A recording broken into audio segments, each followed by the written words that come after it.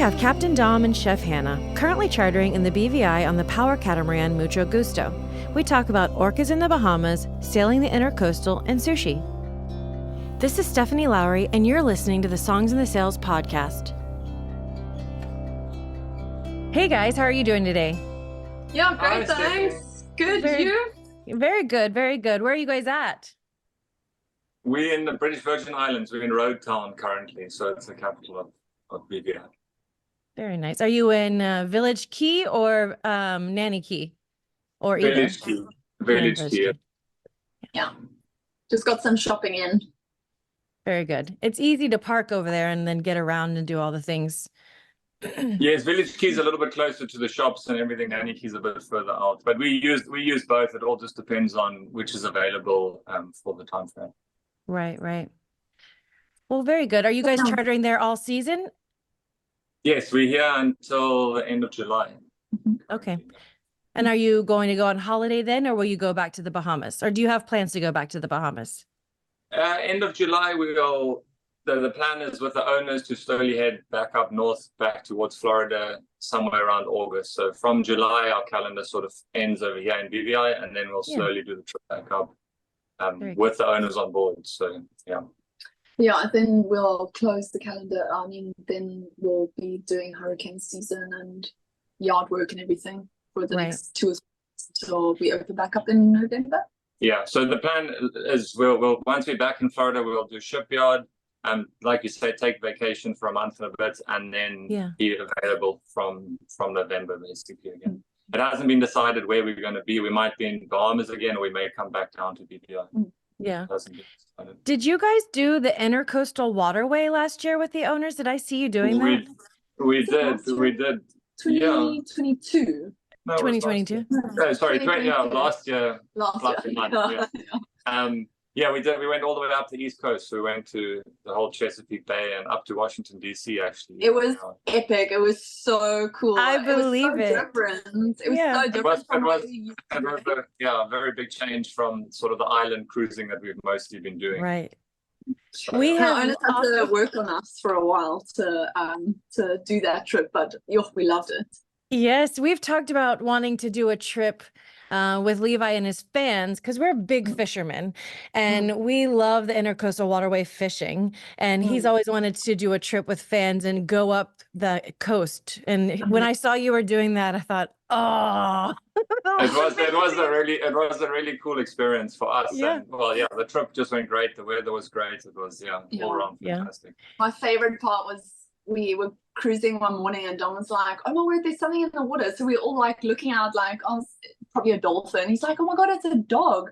And we looked out and it was a bear, and it was a bear swimming across our bow from one side to the other. In North Carolina, there was a bear that swam across right in front of the boat. Right in front of the boat. We were like right over him and he was like, trying to get to the other side. It was such a cool experience. So many cool things. That is really cool. Did you have a harder time keeping like the drains clean with the water, or no? No, it was fine. I mean, we only spent one night at anchor actually by Sharktooth Island near Washington, up the Potomac towards Washington DC, and we actually found shark's teeth at that island. But yeah, we pretty much were in the marinas every evening because there's just not many spots to be out at. Yeah, that makes sense. Oh, so cool. That is so cool. Any good fishing, or do you fish? We do fish, but we didn't do any fishing along that trip. It was difficult to get the fishing licenses for each state. Yeah. Oh, yeah. So it was, because we were moving constantly. It just didn't really work. Yeah, every day we'd be going for at least like 5 hours. So and that was part of the fun as well. Yeah, it was so beautiful. Was that fun to provision along the way? Because I guess you'd have to go. In different places. I mean, we were just walking to whichever shop was closest, so when we get in at the marina, we'd have our owners on board and we would all just like get our steps in for the day and walk to Food Lion or whatever was available, so it was definitely an experience, but we ate out a lot along the way, all the like local seafood and oysters and all that kind of thing, so that was a really fun part of it as well. Very cool. Okay, sorry, I spent way longer on that than I intended, but I thought it was a really cool trip. I actually have so many questions about your little trips that you take, but I will leave that for later. How did you get started in the industry, or what did you do before the industry? So I actually grew up playing competitive tennis as a junior, and I sort of, as I was getting to my teenage years, I sort of burnt out a little bit from the tennis scene, just because it was every day for 6 hours. He discovered girls, and I guess, and I got into surfing actually, because I did grow up on a coastal small town, and then that sort of transitioned into sailing, and got interested in sailing smaller sailboats. And then my uncle actually sailed around the world, and I think that's sort of what ignited the passion. He owned a little sailboat, and he went on a whole round-the-world adventure. And I was maybe 16, 17 at the time, and I'm just listening to his stories sort of ignited the passion for sailing at the time. Yeah. So that sort of that got you into the industry. Yeah, so that sort of started it, and then I started out in Mallorca in Spain, and started out working on sailboats, and did quite a few on Atlantic crossings, and got the sea miles, and then slowly progressed. And well, now we've been on motor yachts for the last 6 or 7 years, but it started out with sailing. Very nice. And I got into the industry through Dom. Surprise. I was studying, I had just finished school, and I didn't really know what to do, so I was going to do a degree in brand building and communication. And I met Dom at the beginning of my first year, just by chance, and then we kind of kept in contact, and I finished the year out, and then Dom was like, "Oh, do you want to travel India with me?" And I was like, "Yes." And my parents are like, "Okay, but you have to come back and finish your degree." And I was like, yeah. So we went and traveled India for 2 months, and then came back, went to the sign up day, and then phoned my mom. I was like, "Mom, can you come and pick me up, because I'm not going to do this anymore?" And she was like, "Well, then you can walk home." So That's and some I tough told her I love. was getting into the industry, and that was that. So here we are, like 12 years later. 11 years. Yeah. That's awesome. Yeah. I didn't realize you had been doing this for 12 years. So where did you charter first together? Well, I started out in Mallorca and the Mediterranean, based out of Spain, and then the French Riviera and Greece. 2011, 2011 I started. And I started end of 2012. Okay. And you were both there together in the... So we worked on different boats at the beginning, we worked together, but it just worked out that we weren't able to get a job together at the beginning. Well, Dom did try to get me a job on his boat, but I came in too hot and thought I was too good. And I wasn't, because I was going in as stewardess, right? So I'd done all my stewardess courses and got onto his boat, and his chief stew I just wasn't the right fit for that boat. So he managed to get me a job as a junior stewardess on a different boat. So that was our first season actually in boating. I was based out of Mallorca, and Hannah was in Ibiza, on the two different boats basically. So we didn't see each other occasionally, but we were quick rendezvous. Little afternoon delights here and there. Yeah. Very cool. All right. What does your day look like as a captain and chef? Okay, so basically I'll be the first one to get up before any of the guests, and I'll be setting up. I'll start getting my pastries ready, get the coffee machine going, set the table up outside, and then the guests are coming out. I get them coffees, and then Dom will get up, and recently we've been doing workouts with guests. They've all wanted to do workouts, so we've been all doing workouts. Yeah, we both enjoy doing a workout in the morning if we're able to, if guests are interested in it. So I'll put together a quick plan for us, and we end up doing a workout upstairs, and then come downstairs, do breakfast, get the guests sorted for breakfast. I'll be doing cabins once I've put breakfast out, and then Dom will be doing all the dishes and service. Obviously, someone's got to do that. And then after we clear up breakfast, then we'll either move the boat. Yeah, so generally up until breakfast, I'll be assisting with service and helping clean everything up in the galley. And then after breakfast, we generally will move the boat, or if we're doing an activity in that location, depending what time we arrived there the previous day, we might go like hiking on an exploration to a beach or snorkeling, or all of the water sports, depending on the guest's interest. So it really varies every day to day. But generally, after breakfast and then after lunch in the afternoon is sort of activity time, or boat moving if we've already sort of. Okay, so after breakfast, we would then move the boat generally. And then I'd be prepping underway. We would get to the spot. We'd either do a quick activity before lunch or go straight into doing lunch. Every trip is a little bit different because we tailor it depending on the guest's interests and needs. So how quick they like to eat, how quick the time period, how active they are, if they're wanting to more relax and just suntan on the boat and have drinks and cocktails versus doing activities and exploring. So it sort of changes every trip.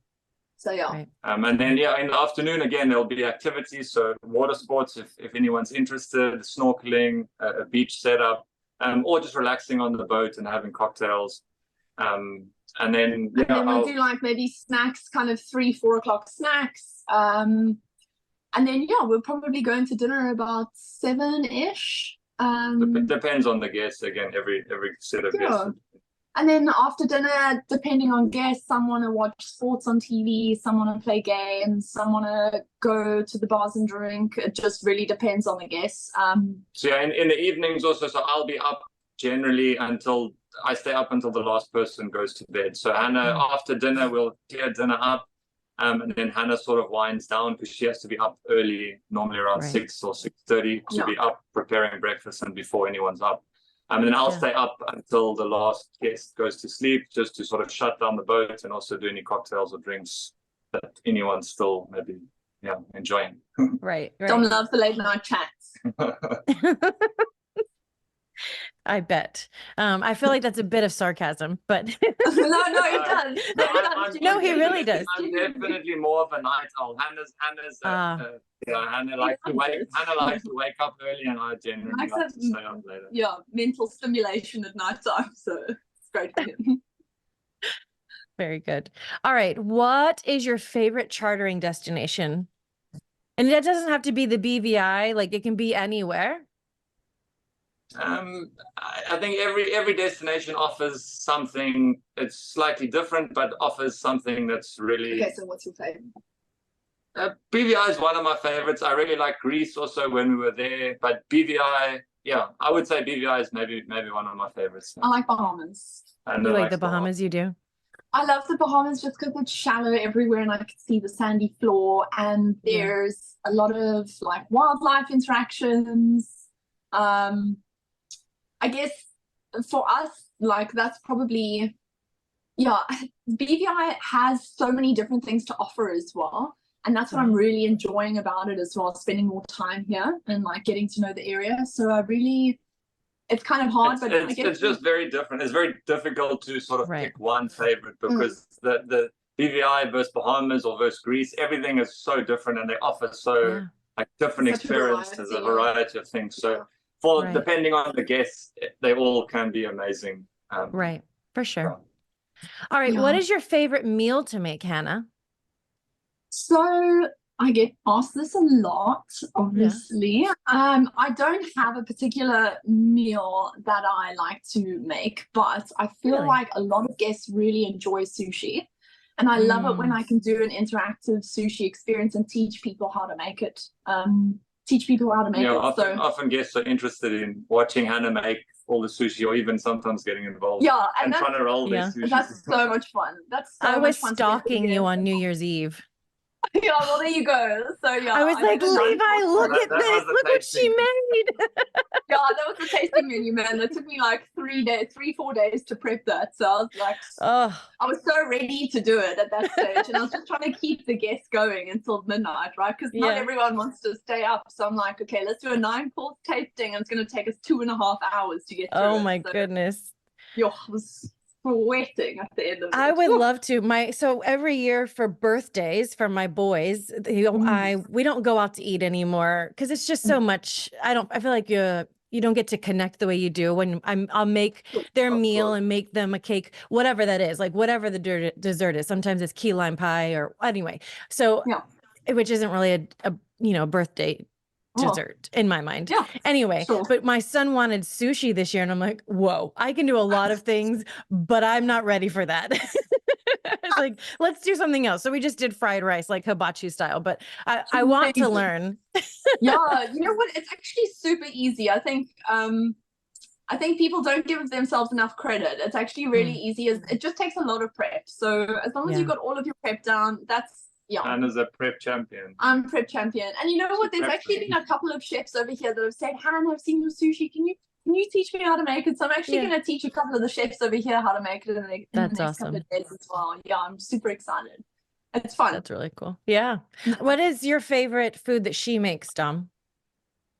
Oh, I like everything. I like everything. Tread lightly. No, I feel like I must say I really enjoy salads. So okay. I know maybe it sounds funny, but I do enjoy a good salad. He grew up on a farm where he could pick his own lettuce and all of that kind of thing. So he's inclined towards. No, but I like all. I mean, whatever, and lamb actually is lamb. Lamb is my favorite. Probably my favorite. Well, it's not like you're just giving him lettuce. You make them fun and festive, I'm sure. They're always full of these goodies where I'm over here like, I'm going to make a salad and I like dump a mix and it's trash. It's like, nah. It's just not the same. Another thing we always get asked as well by guests is, does Dom eat this way all the time? Like even when you don't have guests on board? I'm like, no, I'm not making Dom steak and lobster for dinner every night. Like, look at him, he's skinny. He doesn't get fed off charter. So funny. You're making good foods that are healthy for the both of you. So that's we like to eat super light and we like to eat super light and we do like to eat at home as well. It's really difficult finding places. It's hard when we go out to restaurants. We are often disappointed. Oh, it's so disappointed. Because that is always better. Because you're a foodie and you've been treated really well. So now when you go other places, it's hard. Yeah. It's difficult to go out. No. I understand. We go to places and we're trying to look up on like their reviews, and that is super relative to where you are. Even still, like our friends over here invited us out for a birthday dinner the other day to a sushi restaurant, and we went there and we're like, oh, this is the sushi. Like, you know what I mean? We can make it so much better on the phone. Yeah, definitely relative to where you are. Yeah. Okay, what is your favorite dive or snorkel spot? Okay, I have two. I'm answering first. So in the Bahamas, I really love. To anybody who watches this, it is not corny. I just love this spot, Wadrick Wells. Yeah. In the Bahamas, we've had so many cool experiences there. Some like. At one point, we had like 9 huge eagle rays cruise past us and just swim around and kept and like I got like so close. Yeah, we were able to swim with them for quite a period. And then there's the sharks there and lobsters there, and on a good day, it's super clear in the water, so you can see the entire coral garden. Like that's my favorite. And my favorite spot in the BVI has probably been Mountain Points. I don't think I snorkeled that spot last time we were in the BVIs, and it is incredible. There's lots of beautiful coral there. So many different corals, so many fish, so healthy, so alive. So I think with snorkel spots, I enjoy every time I go in the water. So every spot offers something slightly different, and you also never know what you're going to see. Every time you jump in, it's sort of a surprise because you could actually see anything really. So Tom has commitment issues. He doesn't like to pick one spot. I love all the spots. He wants them to feel special, all of them. Every time, no, but sometimes you can snorkel the same spot from one day to the next. Inevitably, we do. Correct, and with different guests or different trips. And sometimes one spot can be amazing, and then you go there a The week next later day. and we don't see Anything. nearly what we saw the previous time. So every time it's a new experience and it's exciting. I agree. When I go diving, it's the same. Even if I've done the same spot multiple times, it's always different every time. Yes. Yeah. Mm-hmm. What is your favorite activity on charter? Like a water sport, or what's your favorite? I love water sports. I love showing the guests a good time. And teaching water sports. And teaching them also. So I'm really good on a slalom, so on water skis, and then wakeboard and surfing, and I grew up doing all of those things with surfing and so on. So I enjoy, if the guests are able and are interested in it, then I love to take them or teach them if they haven't done it before and are learning. So it's quite rewarding. I would say freediving. I love freediving. I love teaching guests. That's we both really enjoy freediving. I don't get out that often, but when I do, I do love to try and teach the guests how to hold their breath properly, how to equalize properly, and try and train them to do deeper dives and for longer. Well, what's your favorite activity? Working out. No? And I like to work out with the guests as well. It's really fun. I'm like, yes, somebody to work out with today. So what kind of workouts? Even earlier and works out. Yeah, otherwise I'll wake up early and do it before. What workouts do you do with them? Yoga or weights or what? Actually, no.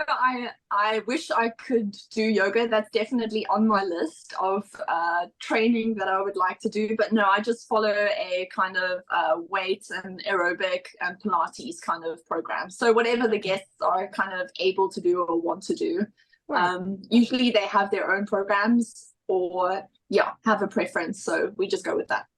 Do you pair it with like keto or Whole30 or whatever? Definitely. I mean, not a specific diet, but a lot of the guests that we have on are like maybe low carb or gluten free or dairy free. So I usually would make meals that are very kind of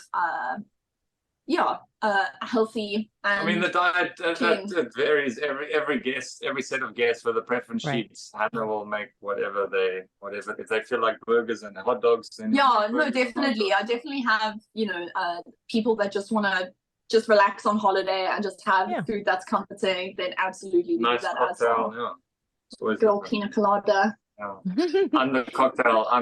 Dom deals with cocktails. Someone asked me the other day, they were like, "Oh, Hannah, can we get a cocktail?" I was like, "Sure, speak to Dom." What is your favorite cocktail? I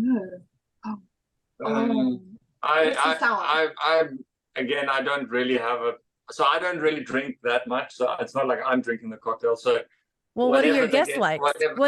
What do you find that your guests like the most? Margaritas are often a popular one. This way. Okay, he makes a really mean guava margarita with a tagine rum. It's so good.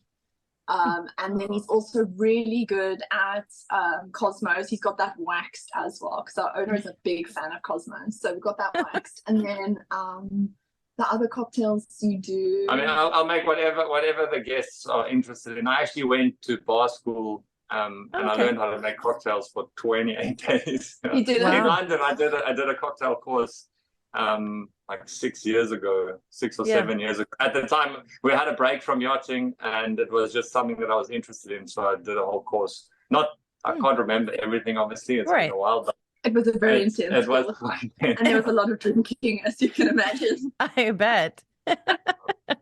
That's very cool. What is your favorite charter memory? So we have multiple. I mean, all of our charters have made it a really nice impression on us, throughout the years.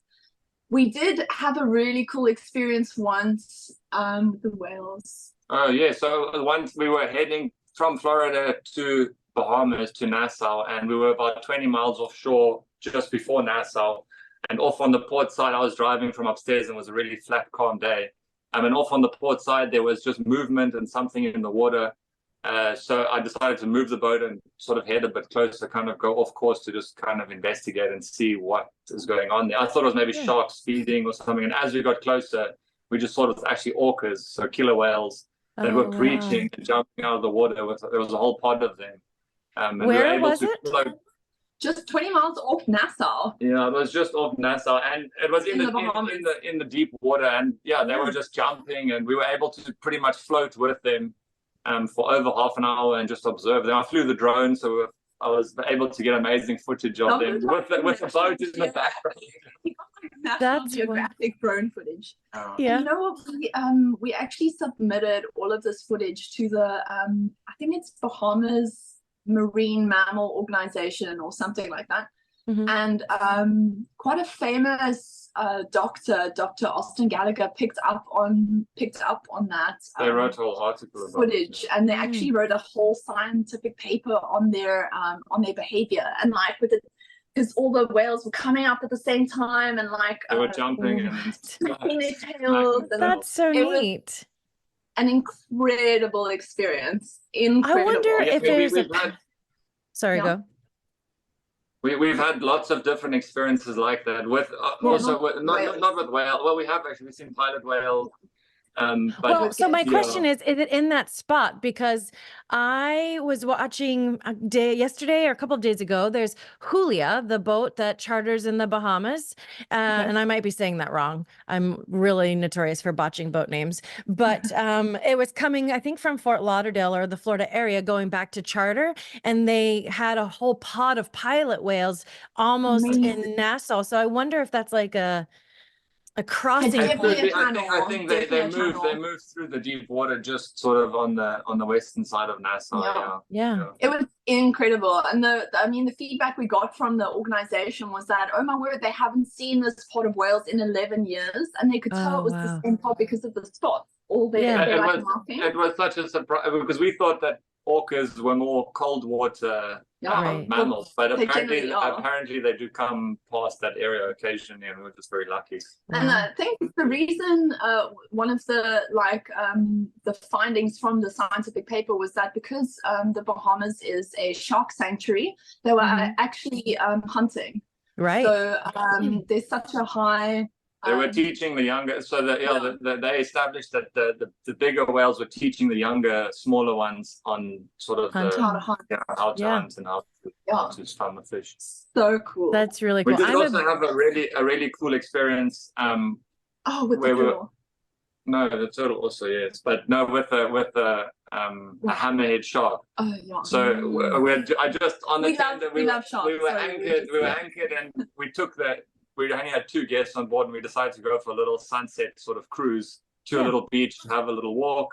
And as we were approaching the beach in the tender, there was just a fin that was out of the water in the shallows, so basically knee deep. And it was sort of going along, and we were again interested, so we slowly came closer, and we just saw this huge shark that was basically beaching itself, trying to hunt little turtles, I guess, that were in that area. And we were again able to follow it for about half an hour as he was swimming in the shallows. Then he went into the deeper water, and we were also able to get amazing footage of it just swimming along with the boat, basically. Yeah. What kind of shark was it? And then our last one, I was a hammerhead. Oh, a hammerhead. So it's super rare to see them actually. And one of our other really cool things was we were having dinner one night. So the guests were having dinner, and then there was some splashing going around. I don't know. Or no, we were looking at the fish behind the boat, like the barracudas or whatever. This is in the Bahamas again. And then all of a sudden, like in the distance, we have the blue lights that shine in the water at nighttime. We saw this like big round thing moving. I mean, we know it's a turtle, right? So the kids were like, oh my word, can we go in? And I was like, oh my word, I'm coming in with you as well. So we went. It was just after dinner. So we went snorkeling, like slowly, like swimming up to it, and it was a turtle that must have been like the biggest turtle I've ever seen, which is saying something because I've seen a lot of turtles in my time. And we just swam with this old boy. He was just coming up for air and then going down again, and we were just swimming around with him in the dark, and it was so cool to see something so big. A turtle so big, because I know that with the amount of sharks, eating them. That is really neat. What is interesting and unique about you as a crew?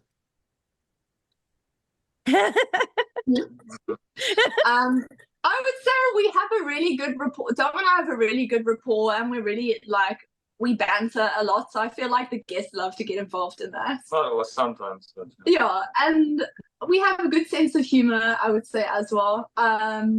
What else is special? We're both quite big in exploring, so we've I'm just saying outside of yachting, we've done quite a lot of exploring. We've hiked in the Himalayas. We've hiked up to Everest Base Camp. Actually, we've hiked the Appalachian Trail. Yeah, we recently just did it was a 30-day hike, and we did kind of the Virginia Strait, half of Virginia, of the Appalachian Trail. So that was pretty hectic, going from beach and sandy, to forest and mountain. It was a nice change. Yeah, it was a really nice change. But I'm really glad you brought it up, because I was wanting to ask about it. I was stalking you then too. I don't mean to seemingly stalk you, but it just pops up, and then I'm like, what? No, we love it. We love it. You know what? So many of our friends were like, we're so sad that you're done with your hike, because we were following your story every day. It was so important for us to have phone battery the whole time, so we could document it for our parents and friends and family. Yeah, it was incredible. Neat. Are you going to go back and do more?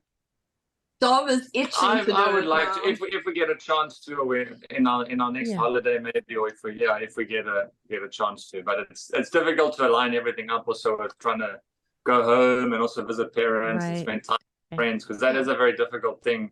In yachting, you're quite isolated from sort of land-based friends and family, obviously. Yeah. Right. We would do it, definitely. We just would have to decide which stretch to do next, Do you have a crazy broker story, or you don't want to say that one either?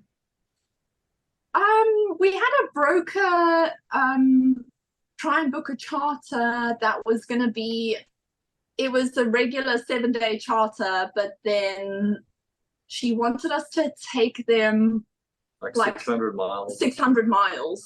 And, she kind of gave that itinerary to the guests. And when we saw that, we were like, oh no. Yeah. We're not going to be stopping anywhere at this rate, Right. Sometimes it can be a little bit tricky with brokers or with guests and what they get promised sometimes, because some things are just not possible, or it wouldn't make a fun trip if we're just traveling for 5-6 hours every day. Right. Yeah. Right. In the open ocean. There's nothing fun about that, Yeah. Right. So, I mean, that's kind of been our crazy, I wouldn't say it's crazy, but that's been our kind of hardest situation, where we've had to kind of explain to the guests that we're not going to well, it's just an unrealistic expectation if you want to have a good time. Exactly. And also it's something that wouldn't be enjoyable, because it's not fun to be driving the whole day, basically. No one wants to. So you want to enjoy the spots and the destination also. It's kind of the same in Greece, when people want to leave out of Athens and they want to go to Santorini and they want to go to all the places, and you're like, well, no, otherwise all you're doing is sailing or, whatever. It's like, let's do one way, trying to do a round trip, especially. It's like, it's not happening unless you want to go for a longer time. But it's just, that's why we're supposed to help them understand that. But we work together with you guys. I totally, And I mean, if they want to charter for longer, then perfect, we can do it. But can't do that in a week. So but BVI is nice in that way that everything is generally less than 20 miles away. So even if we're going to the further points, it's less than an hour travel at the moment. So it is great in that sense. Although I did have somebody want to do BVI, go all the way to Martinique and come back and end in the BVI. And I was like, no, we're not going to do that. Sorry, guys. That's what I'm so grateful for brokers for handling that kind of situation. Please just set their expectations, because well, even when I send preference sheets to crew, I want to make sure that we're on the same page so that I can talk to them for you. Right. So, but that's, I mean, most of us, I was trained that way. So I feel like a lot of us do that. But then there are some that are new that don't know what they're doing. And unfortunately, it gets. We've had preference sheets saying the guest has filled out the preference sheets that get sent to us, where it's like, would you like a fresh newspaper every day? Would you like your flowers refreshed every day? And you're thinking When are you going to get a newspaper? I don't know. Newspaper. Right? I can print it out from the internet, maybe. Like, there's your fresh newspaper, but that's silly. Or even fresh flowers, that's silly. Like, they should be fine. I mean, we're a 65-foot cabin. Yeah. Again, an unrealistic expectation. Maybe that's something they offer in a different area or boat, or maybe I think a bigger boat. it's just outdated also sometimes. Yeah, I mean, it's just maybe bigger boats can the offer sheet that. are I'm not not being sure. updated. Yeah. But anyway, well, I appreciate you guys for coming on. I had a lot of fun. Awesome. Yeah, lovely to chat to you, Stephanie. Yes, maybe we can come back together another time and we could have a mini sushi class, because I'm like really wishing I was in the islands and I want to come watch. 100%. I'll send you the prep sheet and then we can do it. Thank you for tuning in to the Songs in the Sails podcast. We thrive because of listeners and viewers like you. Please like, subscribe, share, and leave us a review. If you have comments and questions, please send us an email, YachtCharters@songsinthesails.com. Now, come sail away.